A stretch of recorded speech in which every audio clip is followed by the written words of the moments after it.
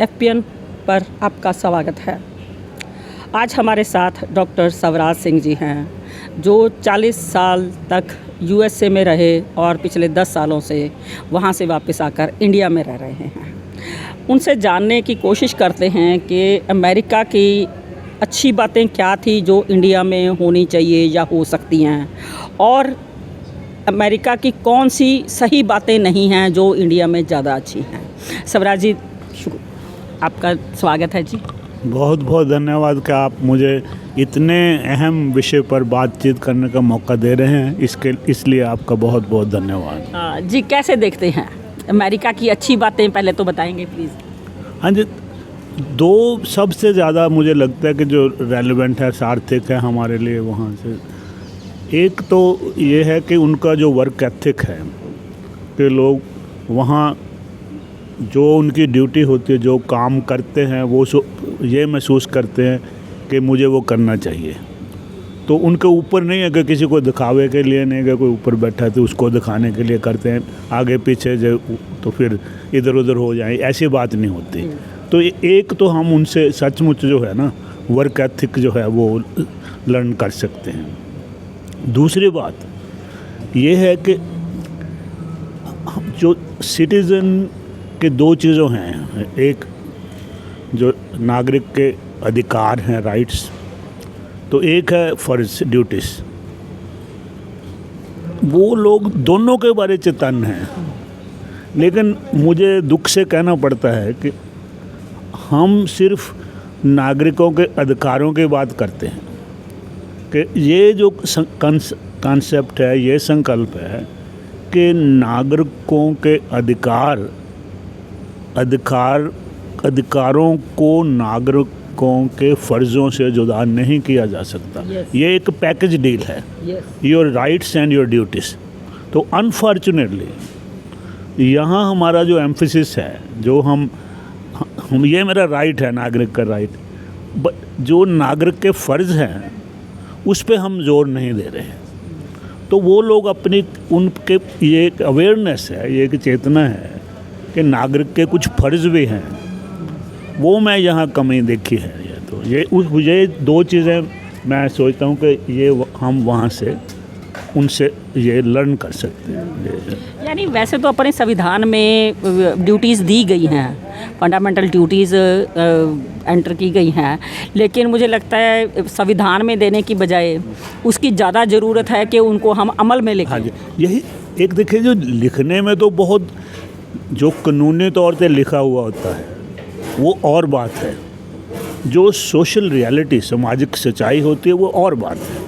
लिखा तो ये भी है कि दाज लेना गुनाह है, आप भी जानते, मैं भी जानता हूँ कि बहुत सारी शादियाँ जो है पहली बात ही दाज की होती है, शादी से पहले ही दाज की बात होनी शुरू हो जाती है।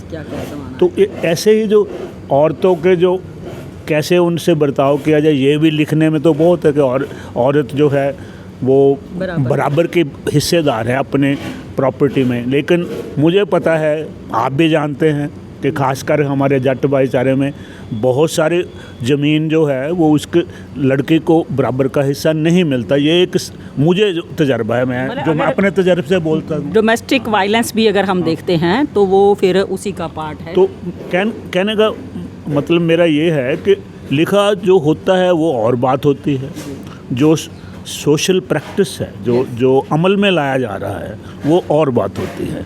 तो ये ठीक है, आपने हमारे कॉन्स्टिट्यूशन ड्यूटीज़ की भी बात करता है सिटीज़न, लेकिन मैंने अमल में ये नहीं देखा कि लोग उसके बारे में इतने अवेयर नहीं हैं कि लोग वो कहते हैं हमारा ये अधिकार है। ये कभी बात मैंने नहीं सुनी कि ये कहना हमारा ये नागरिक होने के नाते फ़र्ज़ भी है।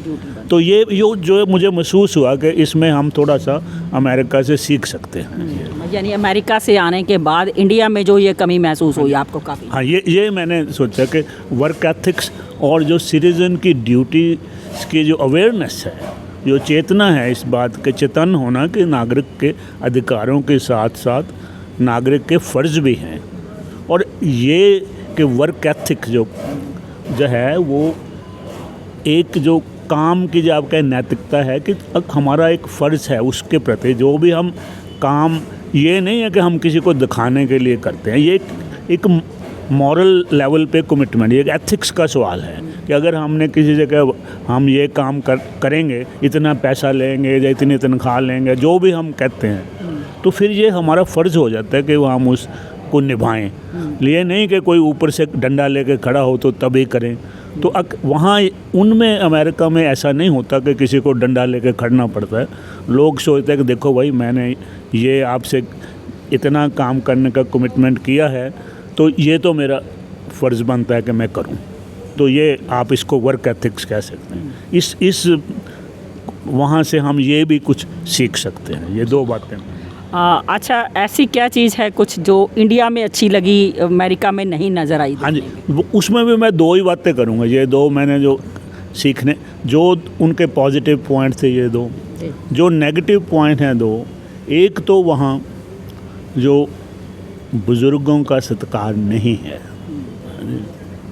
दूसरा जो है कि उसमें जो है परिवार का संकल्प नहीं है, वो निजवादी हैं, इंडिविजुअलिस्टिक हैं। तो ये दो चीज़ें बहुत नेगेटिव हैं कि आप, बेशक वही बात है, ये देखो, कानून, सिर्फ कानून बनाने से किसी भी समाज में पूरी तरह उसकी समस्याओं का हल नहीं होता। तो अमेरिका में भी कानून है बुज़ुर्गों के लिए बहुत, लेकिन जो इन प्रैक्टिस होता है वो ये है कि उनका एक जो एटीट्यूड है, जो दृष्टिकोण है बुज़ुर्गों के प्रति, वो सत्कार वाला नहीं है। यानी कॉमन सिटीजन्स की बात कर रहे हैं। हाँ, जो कि उनका जो बेसिक जो कॉन्सेप्ट है एजिंग के लिए, वो ये है कि जैसे मशीन उम्र से पुरानी हो जाती है और उसकी वैल्यू घटती एक पॉइंट पे वहाँ मशीन इतनी पुरानी हो जाती है कि यहाँ तो हम तो आउट ऑफ नेसेसिटी, हमारा थोड़ा थुड़का है, वो बहुतात का देश है, तो हम तो फिर जो उसका जो भी है पुर्जा यूज़ में लाते हैं। जो नहीं होगा, जो बिकेगा तो कबाड़िया ले जाएगा, वो पुर्जा करके बेच देगा। लेकिन अमेरिका में ऐसा नहीं है। वो जब एक मशीन इतनी पुरानी हो जाती है, उसको जंक यार्ड, उसको फेंकना ही जरा कूड़ा करकट की तरह, जो वो भी उनके लिए बड़ी मुसीबत है। यानी यूज़ एंड थ्रो का जो वहाँ जंक यार्ड कहते हैं इसको, जैसे कूड़ा करकट का ढेर बन गया। तो वो कहते हैं कि अगर मशीन जड़ी है वो प्रोडक्टिव नहीं है तो उसका स्थान कूड़ा है, कूड़ा करकट। तो अनफॉर्चुनेटली, बदकिस्मती से, वो मशीन और मनुष्य में फ़र्क नहीं समझते। वो कहते हैं कि बूढ़ा होना भी एक तरह, जैसे मशीन पुरानी हो जाती है उसी तरह से वो उसकी कीमत घटी जाती है। तो ये एक ईस्ट एंड वेस्ट का बहुत बुनियादी फ़र्क है कि हमारा जो चिंतन है, हमारा जो एटीट्यूड है टुवर्ड्स एजिंग, वो हम बिल्कुल उल्ट सोचते हैं। हम सोचते हैं कि एज के साथ तजर्बा बढ़ता है और तजर्बे से सियानत बढ़ती है।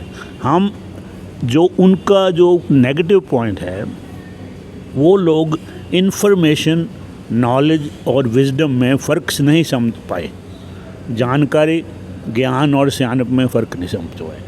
उनके लिए ये एक ही बात है।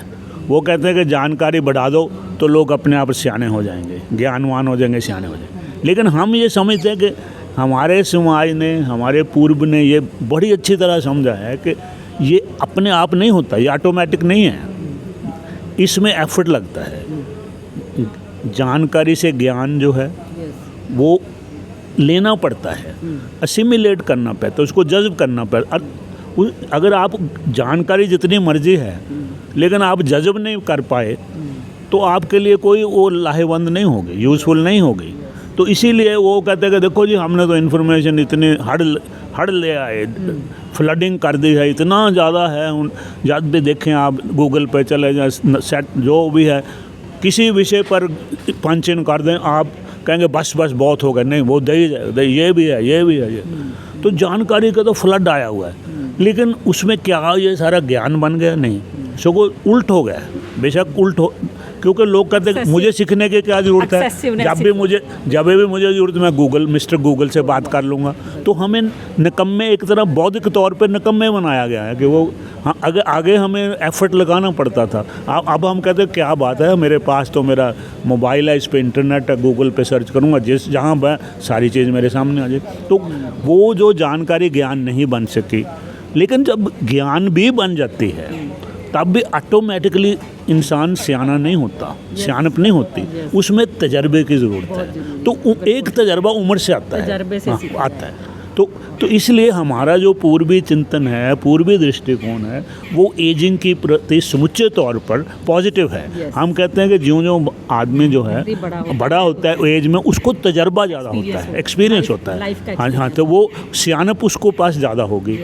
दूसरा जो फ़र्क है कि हम कहते हैं कि जो मनुष्य है और मशीन में एक बुनियादी फ़र्क है। मशीन प्रोडक्टिव है, जो मनुष्य है वो क्रिएटिव है।